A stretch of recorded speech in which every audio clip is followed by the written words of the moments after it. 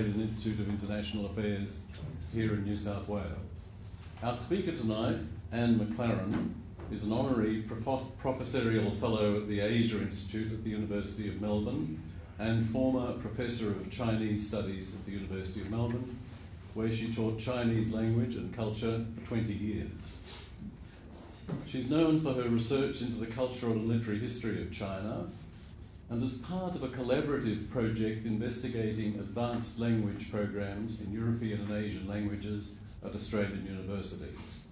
Dr. McLaren and her colleagues argue that what's needed in Australia is to redress the decline in China expertise and prepare our citizenry for the challenges that lie ahead. Yeah.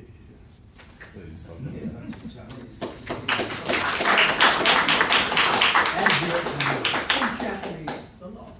Thank you so much, Ian, for that rousing welcome. Can you hear me? Yeah. Terrific. I'm very pleased to speak to you in this remarkable area, Glover Cottages, such a gracious building, to talk about how Australia is faring in the education of the next generation of young people. And I've had the great pleasure of just meeting some brilliant young people in the interns in the Institute, and these people deserve the very best. And they're really helped me up to, think about, how can we ensure that the next generation can engage with Asia and the rest of the world. But my main focus today will be to tell you how well we prepare students with advanced capability in both Chinese language and core knowledge of Chinese culture, politics, society, international relations, and so on. My talk today will fall into three parts. First, I'll talk about past initiatives that, I argue, did result in enhancing Australia's China expertise.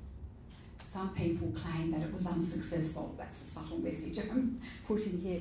Second, I'll present the current situation with regard to Australia's ability to train our students in advanced capability in Chinese language and China knowledge, and I will claim and I will argue that this, at the advanced level, this particular level has been severely eroded in recent decades. That's my major point.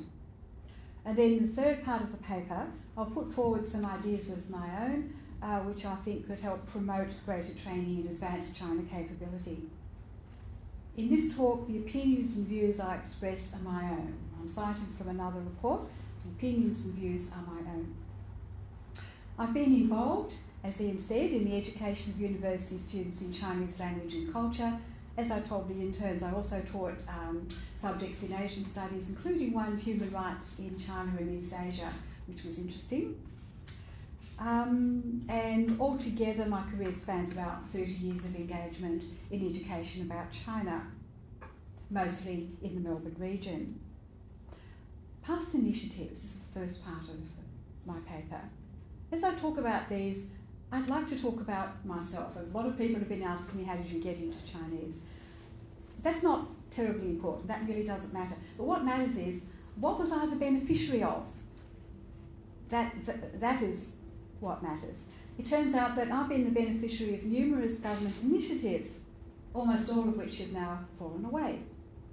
So the history of how I, as a Sydney-sider of Anglo-Irish extraction, married into Melbourne, that's how I got there, came to be a China scholar, allows us to see, I claim, what worked in the past and, of course, what could work in the future. So my own personal journey to learn Chinese began in the very early 1970s, when I was the proud recipient of a National University scholarship from the Australian National University. And this offered me a 4-year scholarship, not just the standard 3 years, 4 years, so I could do an honours program. And it came with a requirement, which is interesting, that I complete a major in an Asian language of my choice. So I did. I told this story to the interns, and I may as well tell you now that my father, and I got this extraordinary, strange, weird scholarship to do an Asian language. He said, oh, okay, look. He looked his thumb down the sort of handbook for all the different Asian languages at the ANU. Okay, Sanskrit, no.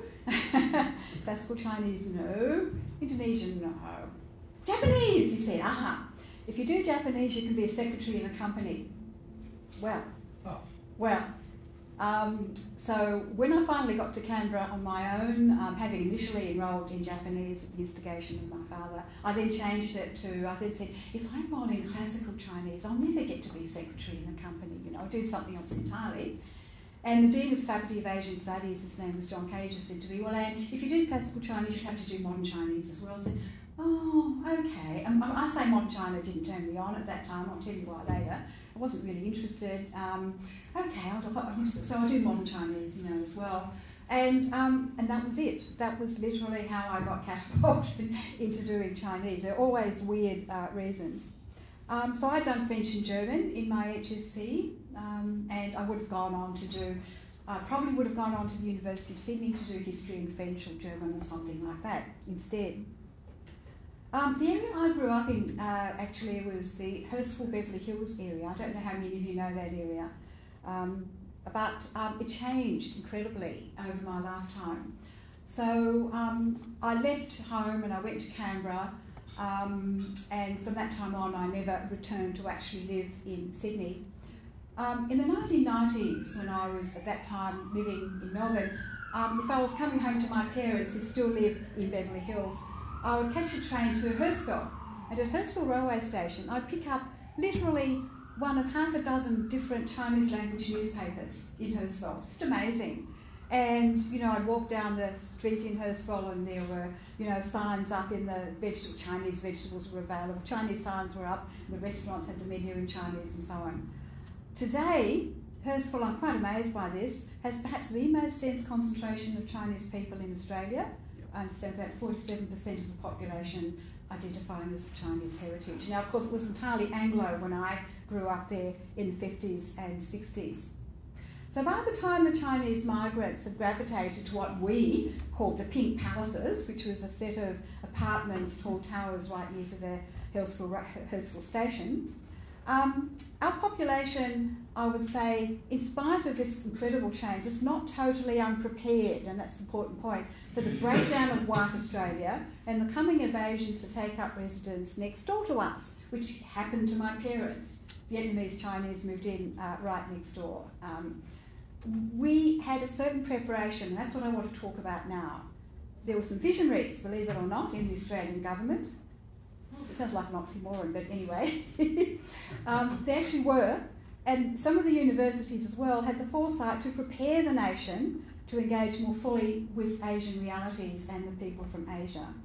During the Menzies era, very conservative era, the ANU was set up with specific remit to employ Asian specialists and to offer courses in a broad range of Asian languages and studies. And when I was enrolled at the ANU, I did a Bachelor of Arts in Asian Studies, a very new sort of program in that era. My degree was provided by the Faculty of Asian Studies, separate faculty, separate administration, separate funding. The library where I spent most of my time as a PhD candidate was called the Menzies Library, a library dedicated to Asian language holdings in an Australian university, and a lot too, a rich library. When I went to China for the first time, it was not till 1978, it was thanks to a scholarship provided by Foreign Affairs. Our pre-arrival briefing, which comprised letters from the students who were already there, the Australian students, I think the first batch sent in about 74, 75, and they had letters about what you had to take with you when you went to China. The only thing I can remember is you have to take Uggbos because you have concrete floors, things like that. So we sort of got our briefing courtesy of DFAT, you know, which essentially passed these missives on to us. When we arrived at Beijing, we were met by a representative from the Beijing embassy, from the Australian embassy in Beijing, usually from a cultural attaché.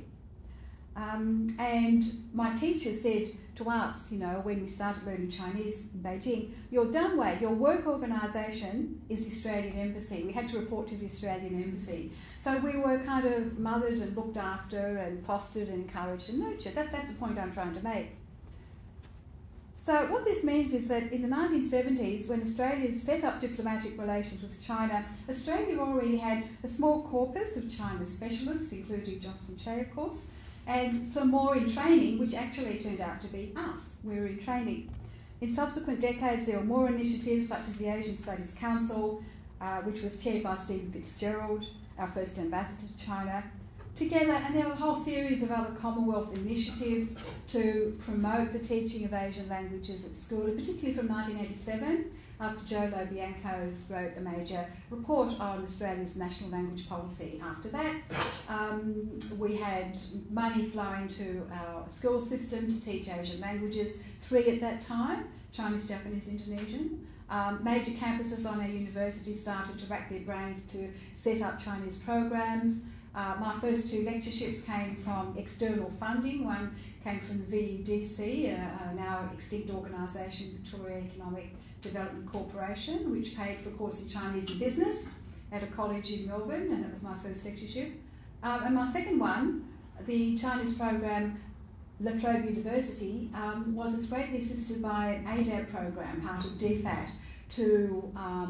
which allowed us to bring teachers from China to help teach with us in that program. The level of initiative from private businesses, from the private sector, from the Commonwealth government, from the state governments was remarkable, when I look back on that. It was quite remarkable, and it did work its magic, it did work, it did set up programs. So, in brief, we did have a national approach. It wasn't just the Commonwealth government, business got on board, the states got on board. We had a national approach, and I would say that it did bear fruit. Now, okay, so that was the early phase. I'm looking here up to perhaps from the 60s, perhaps onto the 1980s. I'm not quite sure when the next phase started, but it did begin, and I'm calling it the normalisation of Chinese studies. So the early initiatives largely fell away. The Asian Studies Scholarship that assisted me to leave my Sydney home and study at the ANU is long gone. I'm not sure when it ceased. The Commonwealth government-funded scholarships run by DFAT were no more. Now, this was understandable and a good thing. The intention was always to mainstream the study of Asia. The idea was to make Asian studies and Asian languages normative and natural both at school and university. It didn't have to be, you didn't need a nursery and to hand feed them all the time. They should just, sort of generate their own steam. With Chinese taught in many schools and on most urban campuses, that is, with Japanese and Indonesian, and maybe a few other languages, Vietnamese and Korean, came in good time. And with Australians thronging to China as tourists, there was the year, I think the 1980s, wasn't it, when, every Australian, who you met had virtually been to China on a 4-week tour. We love China.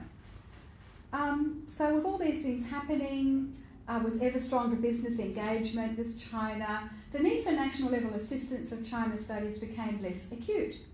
In other words, the inclusion of China as just a normal part of life came to be seen as, just as French and German were regarded as the normative languages in my own childhood. And this has kind of remained for quite some time. My own daughter, who was really a science student, she did Chinese because, it was in the vibe, it was there, it was at the school, she did Chinese as well.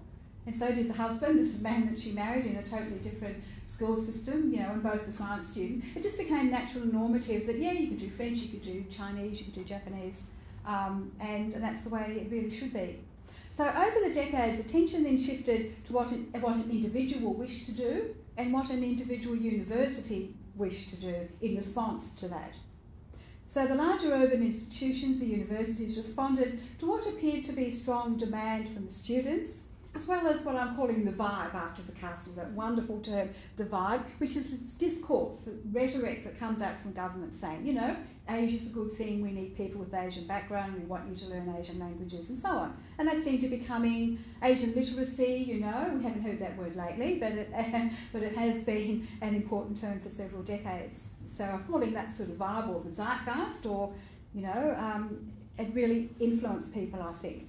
The messages came that Asian studies was a good thing to do. When I arrived at the University of Melbourne in 2000, the university had recognised the entrenched Anglo orientation of the university. They were actively seeking to redress this, and I'm glad to say that they still are. They have a China strategy and so on and so forth. But I think this time they have an eye to the international students from China. With these strong trends towards mainstreaming Asian languages and the study of Asia, including, of course, China, one would expect that the study of Chinese and Chinese culture, society, politics and science and so on would go from strength to strength. It should have, right? I'm here today to report this is not necessarily the case. I'll try to explain the reasons for the current situation and what needs to be done, in my own view, to get the show on the road again. So the next part of my paper is the current situation. Now, I mentioned in my abstract that Chinese language programs on major campuses may well have over 1,000 students. How could that be? Every semester, you look at the programs, you might have scores of subjects, and there's about 1,000 or more students. And this is the case for our larger universities, University of Sydney, UNSW, University of Melbourne, Monash, University of Queensland. These are all exactly the universities that have attracted very large numbers of international students, including a very large number from China. If you peeked into a Chinese language classroom today on these campuses, of the major universities, you see mostly Chinese faces. In many classes, in fact, it would be 100% Chinese faces, as these classes were designed for native speakers from China. Now, it goes without saying that these native speakers from China did not come to Australia to learn Chinese. No. They're actually students of business and economics and science and technology, everything but. Chinese subjects are useful to them because they fill a gap in their programs and degrees for optional subjects. Sometimes these are called breadth subjects. There are always little gaps where you can choose to do things, and they often choose to do Chinese. They also choose to do Japanese, which also has burgeoning numbers of these students. So, okay, we're in a market economy in higher education. Chinese programs have responded to student demand to design subjects expressly for native speakers. Some of the most popular are subjects such as Chinese-English translation, and these are seen as valuable for obvious reasons because they are helpful.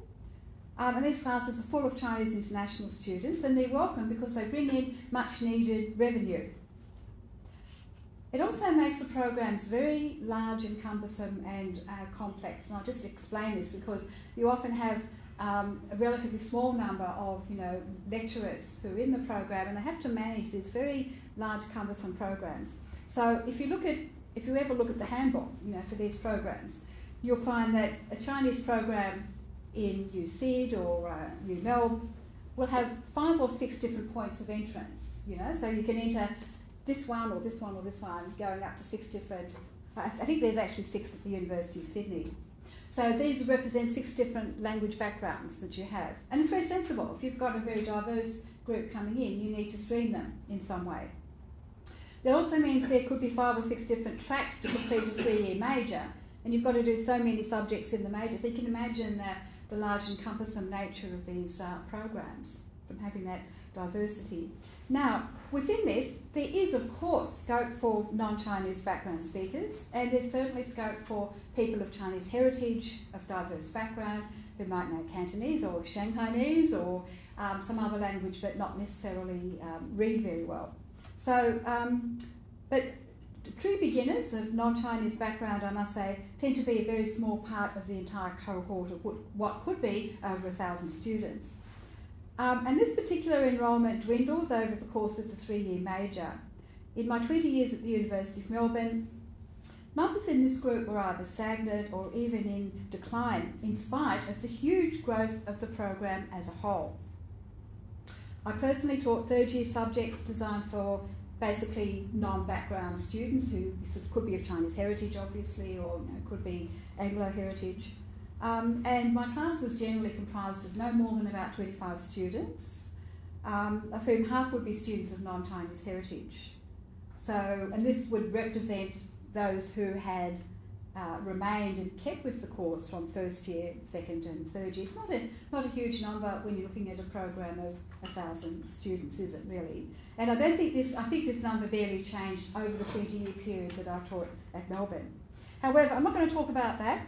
I'm going to talk about what I think is the most serious problem faced by the Chinese program, along with other Asian languages and also European languages, is the drop-off in numbers enrolled in the honours programs. Because the honours programs were the sort of gestation for those who did go on. I mean, to go on to foreign affairs, first-class honours, or to, do a master or doctorate in China studies, and these are the ones who had the advanced language skills.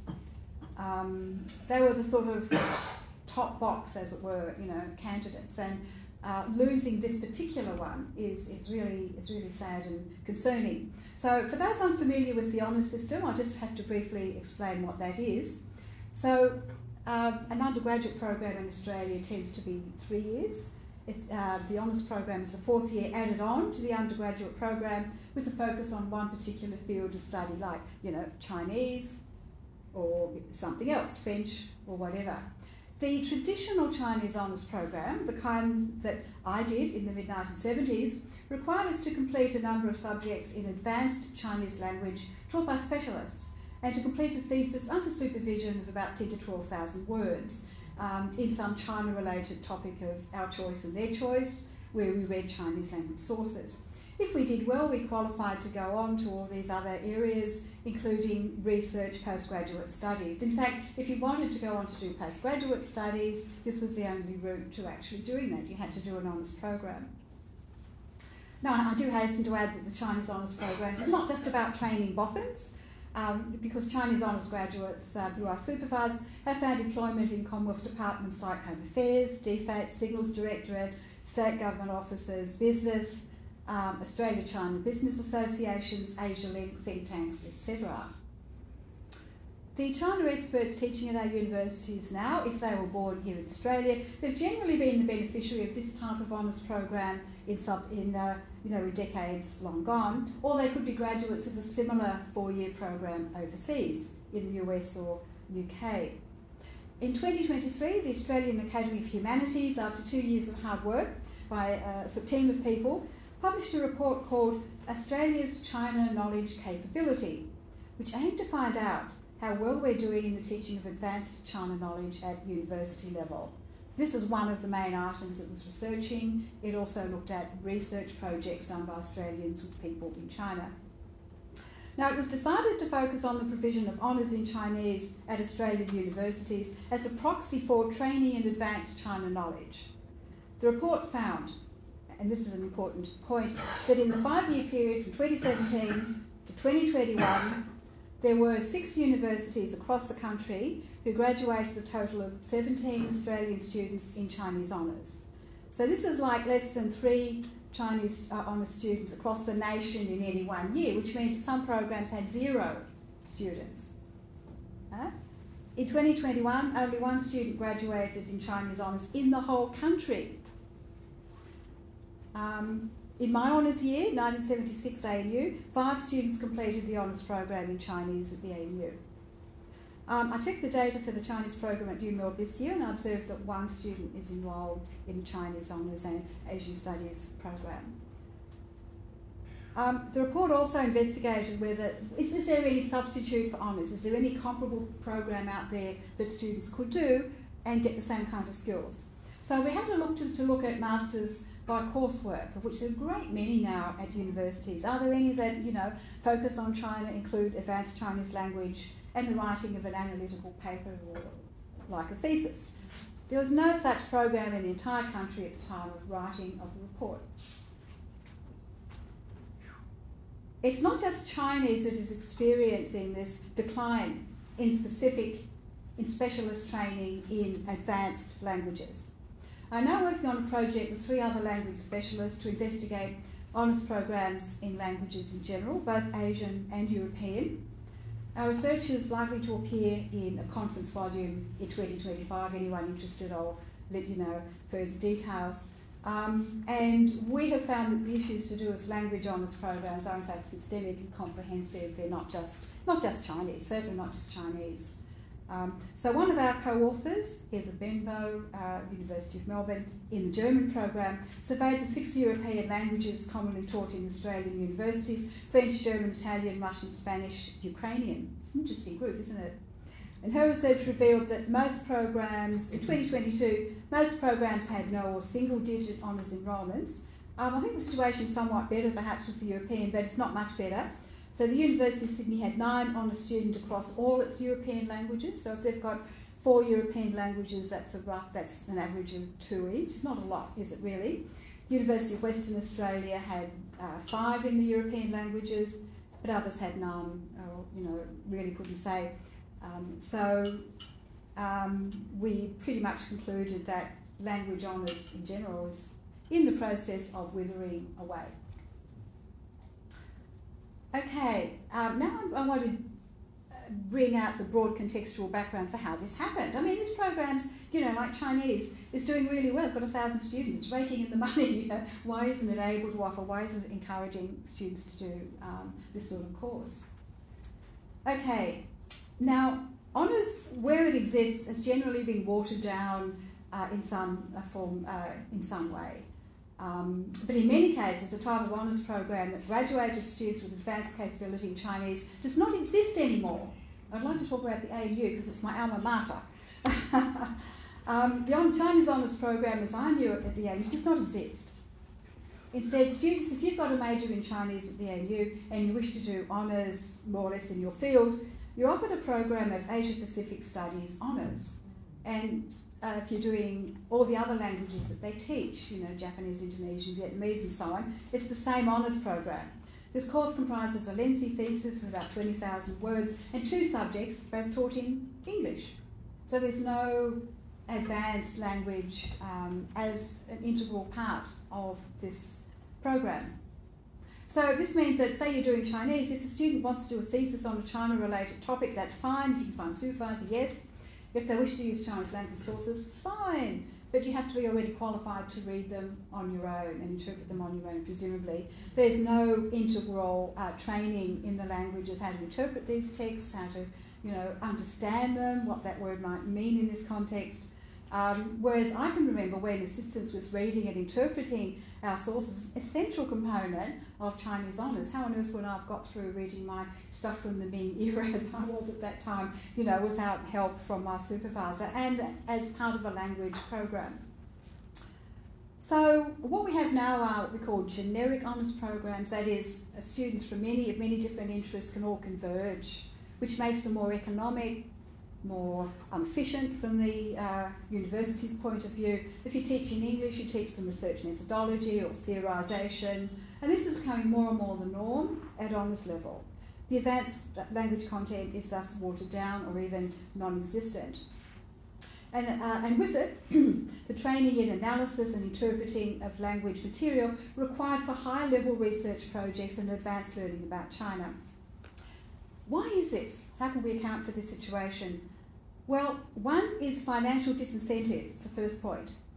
So in Australia, honours courses are not postgraduate courses. They're offered in the undergraduate. They're considered an undergraduate program offered at 4th year, which means they only get undergraduate funding, which is pretty meagre and miserable.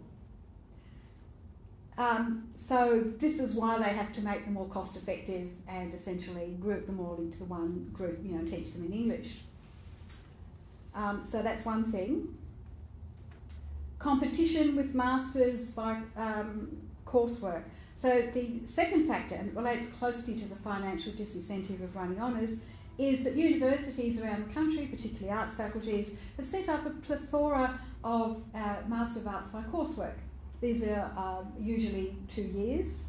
And the university can charge full fees. Whatever the market can bear, they can charge for that, because it's postgraduate level, you see. That's worth much more. So that's what they do.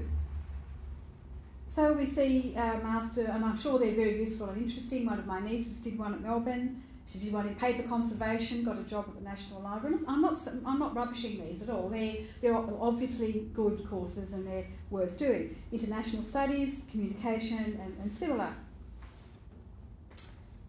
So these Master of Arts courses, certainly in my own faculty at Melbourne, provide a really significant source of revenue. And when the international students, well, they pay higher fees. That's even more revenue. They're vigorously promoted by universities and now compete with honours programs for the attention of those top-level candidates enrolled in arts degrees, including those with language majors. Now, the typical MA by coursework could, in theory, contain this advanced language training, but it doesn't. We couldn't find one in the country which did. It doesn't seek, it's not purpose to do that. It's to, the MA by coursework accepts students who've got any bachelor's degree. You could have a Bachelor of Economics, a Bachelor of Business, you know, anything, architecture, and you might decide I want to go in, you know, and do something else. And you're accepted, okay. So, anyway, so that is the situation, you know, that's the background context in which honours programs are fading away. They're still on the books, but there's not energy put into them. There's not a lot of encouragement. People feel, well, why should I bother teaching 2 or 3 students? Yeah, it's not worth the effort. The administration's not encouraging it either, really. I mean, they're not putting a stop to it, they're not repressing it, but they're not encouraging them like they used to do. So, in summary, the current dire situation in training of Australians in advanced language and core China expertise is due to, and this is my own view, of course, the marketisation of higher education in this country, the intense focus on attracting international students, with the largest market being Chinese students, and a lack of a national approach, including signals from the government, to ensure that Australia higher education serves the national interest. It's not just about making a profit. Now, I'm now going to cite the AH report, the Academy report. They concluded, vanishingly small numbers learn advanced Chinese in the scholarly traditions that produce independent, critical China expertise. The report calls for a national approach to provide for advanced Chinese courses focusing on what they call core capability, meaning advanced language capability, together with critical thinking skills and background knowledge. They call for a whole-of-nation endeavour to develop new pathways of collaboration in the provision of advanced Chinese courses. Okay, now I'm going to move on to the next phase of my paper, which is, okay, what can we do about this? You know, how can we sort of ginger things up, and what's best to do? Well, there are a range of simple things which worked in the past, which I'd like to raise here. Scholarships for students who have done a major in Chinese to take an appropriate course, which could be an honours course if that's available, very hard to find a good one, or a Master of Arts by coursework if that offers advanced language training, also rather hard to find at the moment. Although I must say that my own university, the University of Melbourne, is very bravely setting up a Master of Arts in Chinese Studies.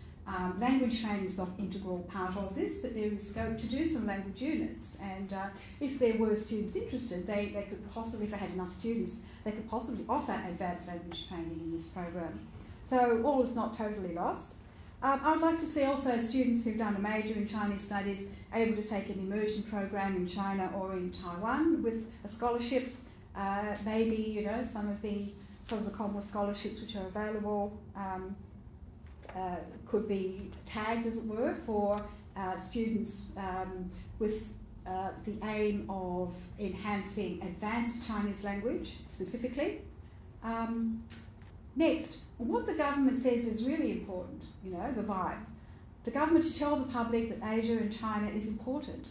The university cord paper, I don't know how many people read that, probably hardly anyone, but anyway, it's an important paper. It's resting on the desk of Jason Clare as he speaks, the Minister of Education, and it says nothing about how we should train our students to be global citizens and to be internationally aware. If you read it, you'd be very disappointed. It says a great deal about how we preserve and sustain and enhance international education, which of course means students from elsewhere. So a great deal about that.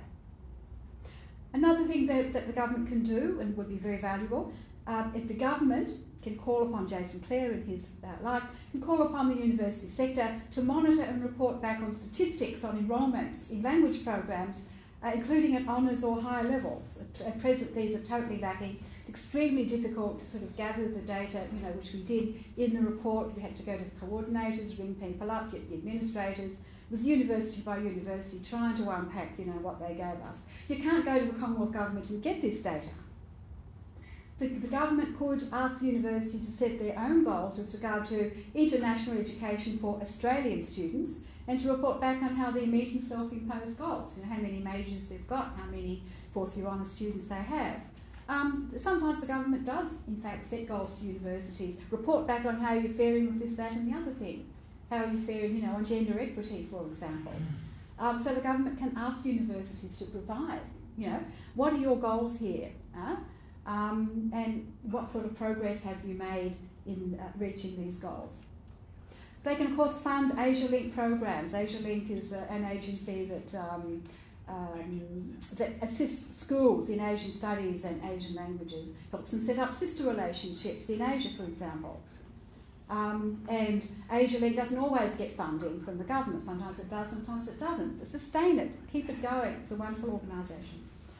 We need to fund schools which do have high numbers of Chinese background students so they don't lose their language capability, so they can build China literacy when they're still at school. So they don't just have to go off to Saturday morning class and try and learn a bit here and there, but they can actually acquire, if they've got Mandarin speech at home, that's wonderful. Are they learning Chinese characters at school? No. Can we do something about that? Of course, if you know Mandarin, you can't necessarily read Chinese. It's a totally separate skill that takes a long time to learn. And then finally, I think we can encourage business and government departments to view Chinese language and experience favourably in employment. We hear this time and time again about, too many good people with language skills languishing in unrelated occupations. Okay, I'm coming to my conclusion. Okay. A knowledge of China and the Chinese language is essential in seeking to understand China, Chinese people, and the policy trajectory of the Chinese government. I'll cite here Frances Adamson, former Australian ambassador to China, forward to the AH report. She says, growing our sovereign China knowledge capability directly impacts upon what is one of Australia's most important bilateral relationships and certainly its most challenging. Australia is losing the ability to ensure that we reliably graduate every year a certain number of highly trained people in the languages of our major partners in the global sea. In the case of China, we're severely neglecting our own citizenry in favour of just making money off the Chinese international students who flood our language programs bringing much needed funds. I don't blame the universities. They're simply responding to market indicators, which they're meant to do.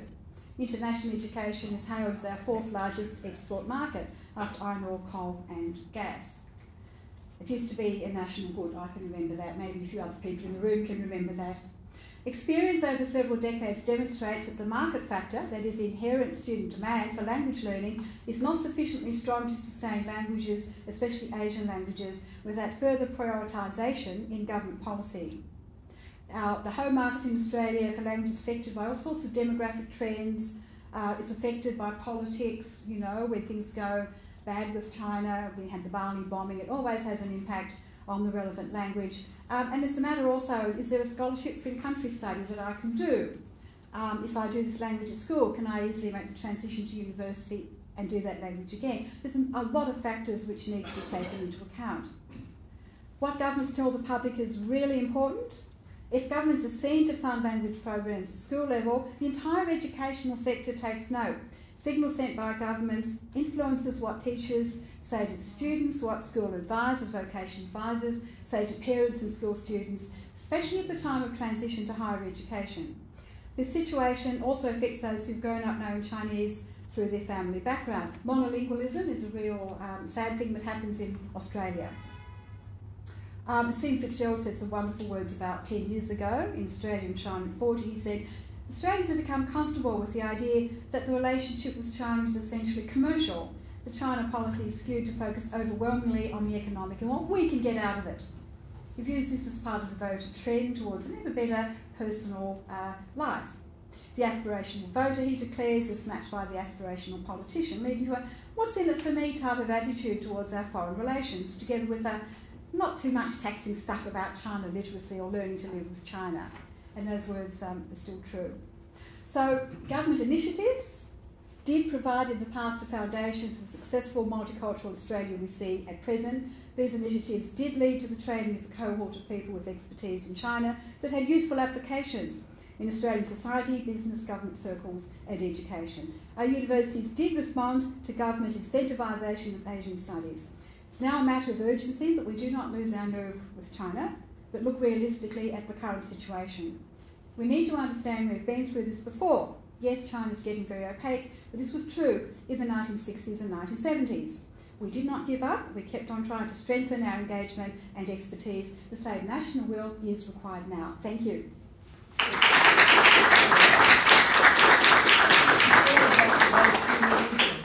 Questions and comments? Please wait for the intern armed with the microphone.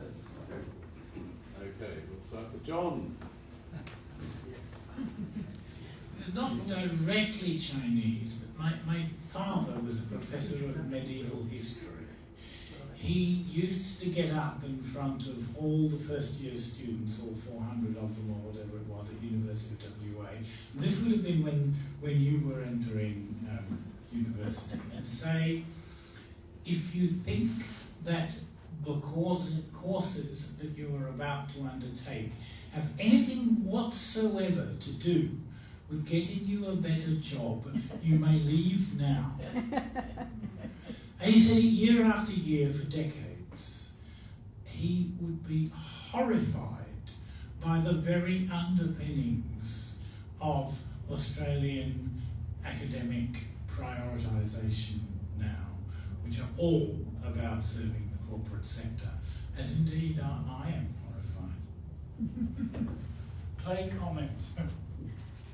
Look, I don't know what to say. I mean, I totally agree with you. There's Association of Australia, AUPP, Australian University Professors Association, you know, which I'm a member of, which abhors the marketisation and commercialisation of higher education in Australia.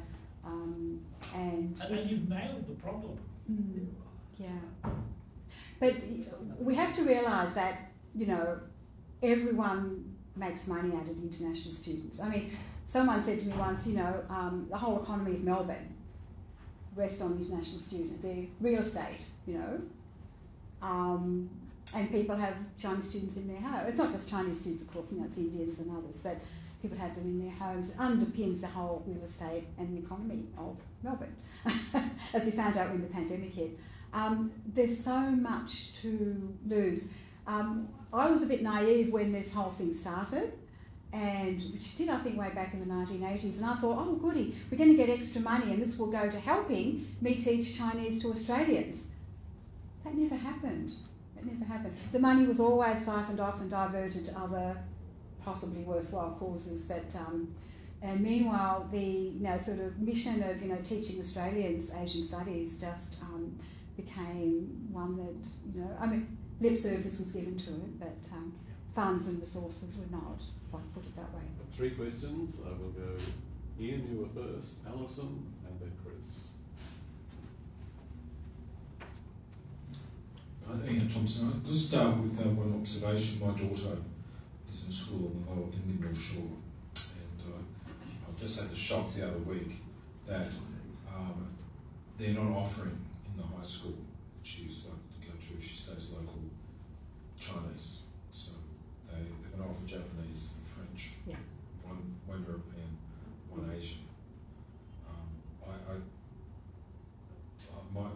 My wife's background, my daughter speaks Cantonese and some Mandarin, and reads because we lived in Hong Kong.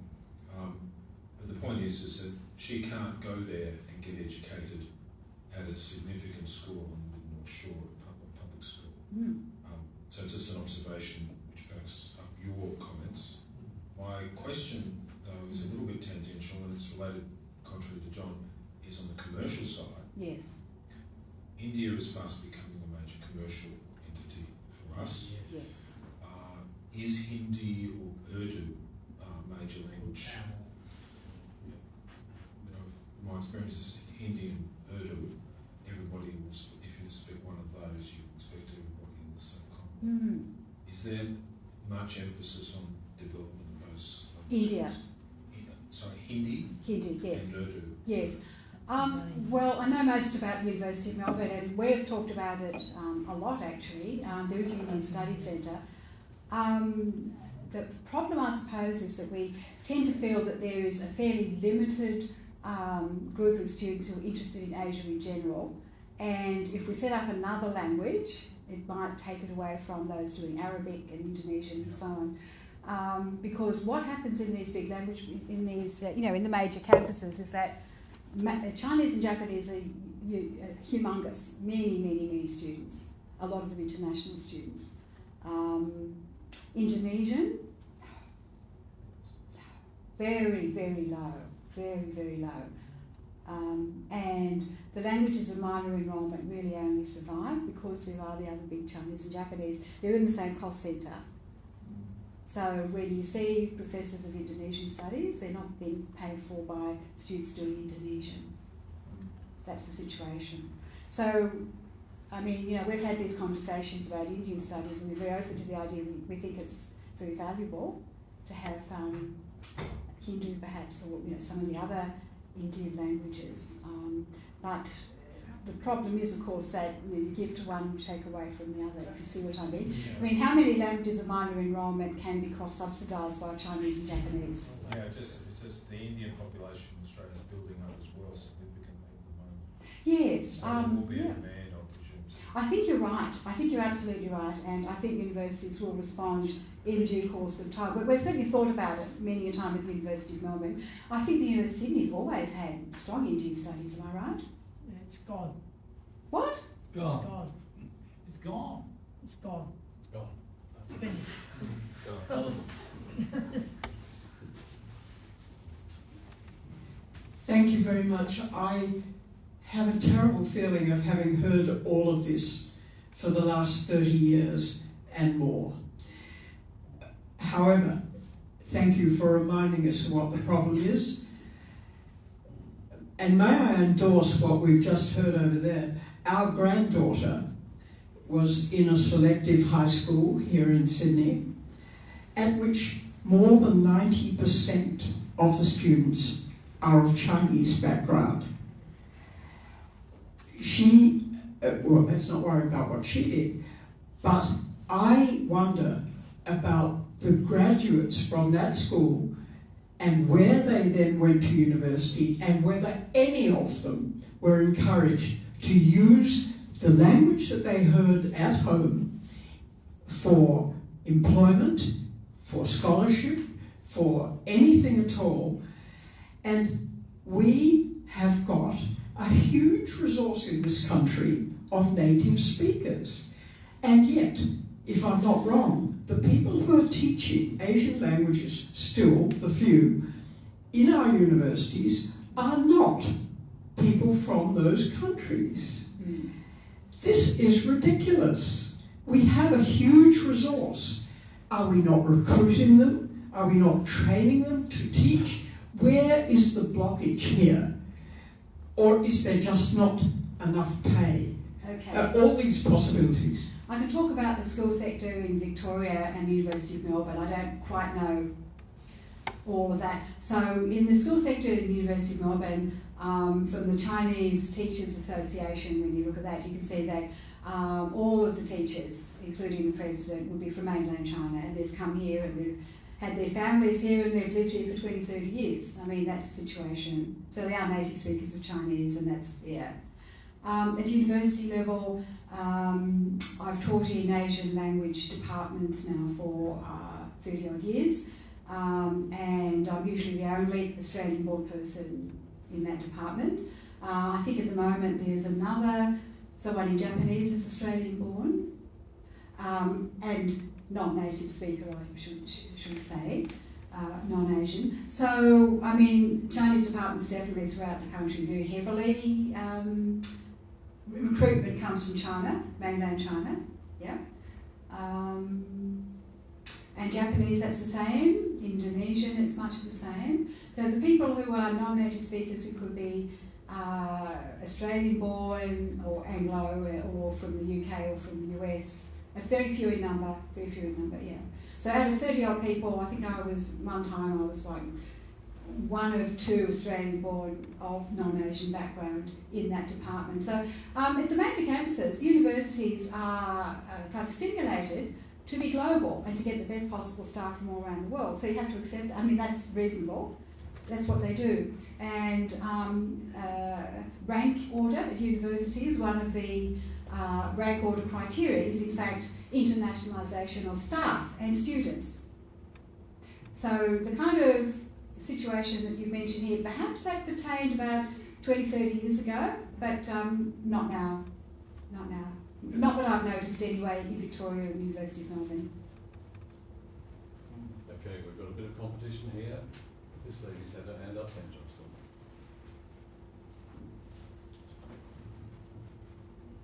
Thank you, Anne, for your insightful and thorough presentation this evening. Hong Kong has always been a place of employment for Australians who have picked up the language, studied the language, gone there for new opportunities and work and employment. What impact do you think the introduction of, say, Article 23, the national security law in Hong Kong has, what influence has that had on investment, on funding, on graduates who are seeking to move to Hong Kong or to study the language here? What impact? What are your thoughts? Look, Thanks. I'm not a Hong Kong expert, but I did have the opportunity to visit Hong Kong in 2018, and at that time I was asked to assess their program in Chinese, and so from the insights gained there, that's really all I can talk about, which is a bit earlier, somewhat earlier than the time that you're talking about, but what I learned there was, and a former student of mine was in fact running the Chinese program. She actually came from Tianjin in China, so she was Chinese, and she explained to me that the situation there was basically that most of their students now are from mainland China. Most of their staff came from mainland China. She did too. She was trained in Australia, but she returned to Hong Kong, basically, they accepted that they are now part of the China administration. Those people accepted they were part of the China administration, and so the university was somewhat split. There were people in favour of the Hong Kong protesters, but a lot of people were not. That's what I'm saying. They were not. The vibe for students who are potentially looking to do a master's in coursework, if it's offered, what are they viewing as a next step for employment? So typically in the past they would have gone to Hong Kong. Many of our Australian companies have set up their your international companies, not just Australian. But you know, that was the sort of the... Look, I think everyone, especially people from the States, but also us too, after the arrest of Chun Lei and Yang Hung-Tuan, I think we're worried and fearful, and that's understandable, fear and apprehension.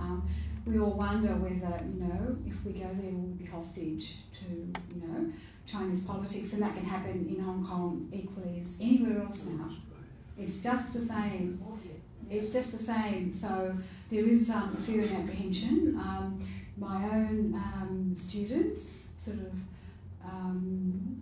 at postgraduate level, doing sensitive research projects in China, have met up with big problems too. And cases I can think of, they've actually been pretty well forced to move away from that particular topic. So, and what I've heard in the United States as well is quite dire, that you know, people who were, you know, focused on particular such as poverty alleviation or a whole range of other things that were seen as a little bit sensitive. The only safe way to do your research project in China now is to do it with a Chinese team, so you're part of their team, which means you accept their sort of T-gun, which is the outline of what you're meant to be doing, you know. This is the nature of the research. So sometimes people, how can I put it, they mask the real project that they're interested in by giving it something that fits in with the latest party rhetoric, if I can put it that way. And they work with a Chinese team. So people have had to really think about what they're doing. In terms of employment and so on, well, what we're reading, of course, is that things are, you know, are in the dumps in Hong Kong and lack of investment and so on. So I guess people will be thinking of other, you know, areas to go to. But yeah, the outlook is not very good at the moment. I mean, like, I'm not an expert in Hong Kong, but from what you read in the papers anyway, the outlook is not great. Christina, just following on from that, I met my wife in Hong Kong where she was working. She was from Melbourne, but she spent 3 years working in Hong Kong a long time ago. Enjoyed it absolutely thoroughly, loved the people and so on. And it's still a favourite place in spite of different legal sort of arrangements. I also wanted to reassure you, I've been telling my 4 grandchildren for some time now that they should learn an Asian language, either Indonesian or Chinese, and one of them has enrolled on an online Mandarin course of her own accord. She's 14 years old and I'm blown away by that. So it's good to know. That's wonderful. My question though is, what role in the future that you would like to see would the Confucius Institutes possibly play, or possibly some liaison with Singapore rather than mainland China or Taiwan? Well, as we know, Confucius Institute's pretty much on the back burner now in Australian universities. I haven't checked recently whether ours is still operating, it might be, but it's always played a very low-key role at the University of Melbourne. Those who follow these things would be aware of what happened to the Confucius Institute at the University of Queensland and the student Drew Pavlou, and I won't go into detail about that. In fact, I'm not from the University of Queensland, but essentially the University of Queensland was made an integral part of the Chinese program. So they were setting up their own lecturers teaching Australian students and their own curriculum and their own way of teaching and so on. And Drew Pavlou and some other students objected to that, and Drew, I think, was suspended for 2 semesters and he had to fight back and so on. Confucius Institutes, look, honestly, I don't think we need them, really. If China wants to come in and set up something like the Goethe Institute in the city of Melbourne or elsewhere, that'd be wonderful. People would come in and they could do short courses at the Goethe Institute and come to talks and so on. But what they want to do is they want to put themselves into a university and they want to teach our students, and I think we should retain the rights to teach our own students. That's my own view. Next question, Jocelyn. Well, thank you, Anne. I was going to ask about the Confucius Institutes because I think I was one of the first people in Australia to raise concerns You were indeed, I recall. about their position. I mean, I do think that every government, every nation has the right to promote its culture and its language overseas, but I could never understand why the Chinese government wanted to set up institutes like a cuckoo's egg laid in the nest of the university. Indeed. Why should they not be like the Goethe Institute or the Alliance Française or whatever, independent? Indeed. So that's been my consistent position on that. I recently wrote a piece about the role of the Australia-China Council, which I was the first director, in promoting Chinese studies in Australia and understanding of China in Australia, which is an interesting comparison with the situation today when the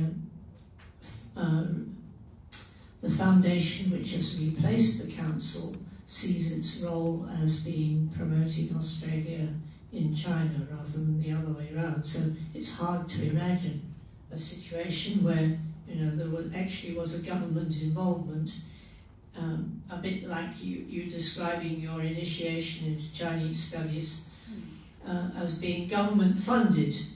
It was seen as being in our long-term interest. However, since my question was pinched by Chris, I will ask you another question which was been on my mind, and that is, what is the situation regarding universities, sister university arrangements with the universities in China, which is potentially a great source of academic exchange for students, for teaching staff, and for research, joint research programs from which both sides can benefit. But I have a feeling that these also have been greatly threatened or modified by new recent security legislation. Well, I think that might need further examination. I mean, we are sending students to China to study, and we are, in fact, last week, I think it was a delegation from East China Northern University to the University of Melbourne. I happened to see the sign as I was going into the University Staff Club. And we have Michael Wesley, who's in charge of the international affairs, has written a recent China strategy, which clearly calls for engagement and so on.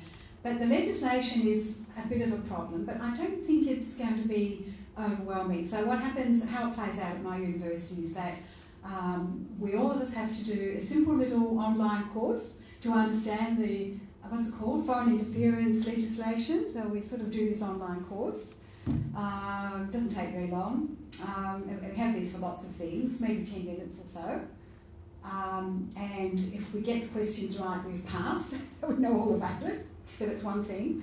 The other thing we do is every year we have to say what relations we have with other countries, all of them, not just China, other countries, and we submit that and that's it, you know, nothing much happens. I think that with the University of Melbourne, we have not been, people have told me that we're not engaging in the highly sensitive defence-linked type of research with China that is calling attention on itself now. So we're not engaging so much in that, and therefore for us it's just a matter of guns reservations, you know. The university like Swinburne, you know, which does engage in, I understand, in science and technology aspects which could have military function. UNSW could be another one. People in this room might know more about that. And I mean, I'd be looking at those areas really to see what's happening in those universities. But my own home university, I'll say we're keeping to the law, doing what we should do, with the least possible fuss and bother. We've actually run out of time, but I'm very conscious of one more question. Are there any others that people are bursting to ask? Okay, Jerry, you want to ask a question? Hi, my name's Jera, J-E-R-A. Thanks very much, Professor. I'm interested in a couple of aspects. One is in the divergence from principle, that is interests instead of values, and also in China, the language systems have been very much skewed towards the simplified Mandarin, and there's a lot of other languages that are being oppressed at the moment, and educators in those areas of Mongolia and so forth are being forced to relinquish their teaching role if they don't cooperate. So I'm wondering what activist role there might be, since a majority of the students you're saying are from mainland China here. Yes. So we might have that opportunity. But also, the other question I've got is, are we providing skills or expertise, which is what tonight's about, to Chinese people rather than Australians? Are we providing expertise to Chinese? Well, let's say, I would say that only a handful of people from China would do my course in human rights in China and East Asia. Out of a class of about 35 to 45, I had about 2 or 3, and they did find it rather hard. One of them, in a lecture, of course, it's not up to me to lecture the students and tell them what to think.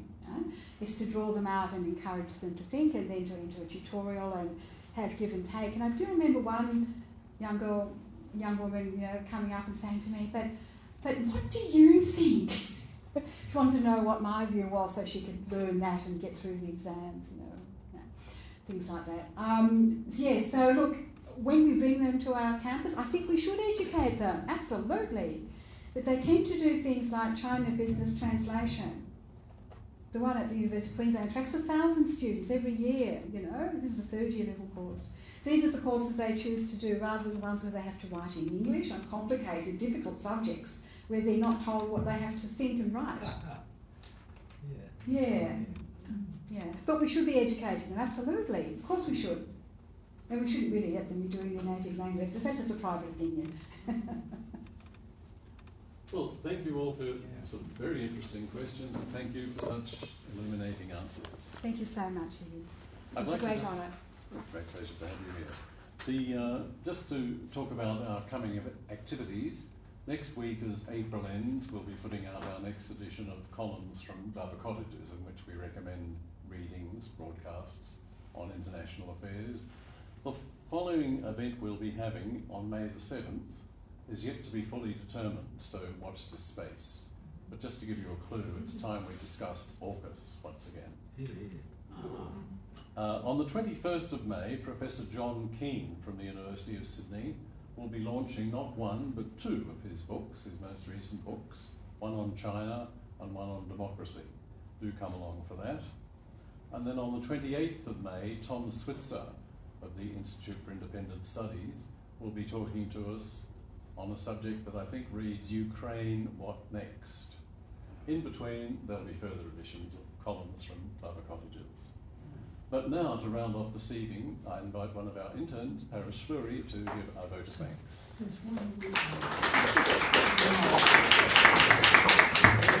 Thank you. We've had a very distinguished Australian academic as our speaker this evening. Anne McLaren is an honorary professorial fellow at the Asia Institute at the University of Melbourne. Her China expertise has fostered a robust portfolio of publications, including her book, Chinese Women Living and Working, and her memoir, Slow Train to Democracy, Memoirs of Life in Shanghai, 1978 to 1979. Professor McLaren's presentation offered a lively analysis of the systemic and comprehensive issues facing advanced Chinese language programs in Australia. I found her point utilising the 2023 report on Australian China capabilities particularly impactful, specifically how it found that in 2021 only one Australian student graduated from a Chinese honours programme, and how this memorable statistic encapsulated her argument on the decline of concrete domestic involvement in advanced language programmes. I move that we express our thanks to Anne for her address tonight with a round of applause.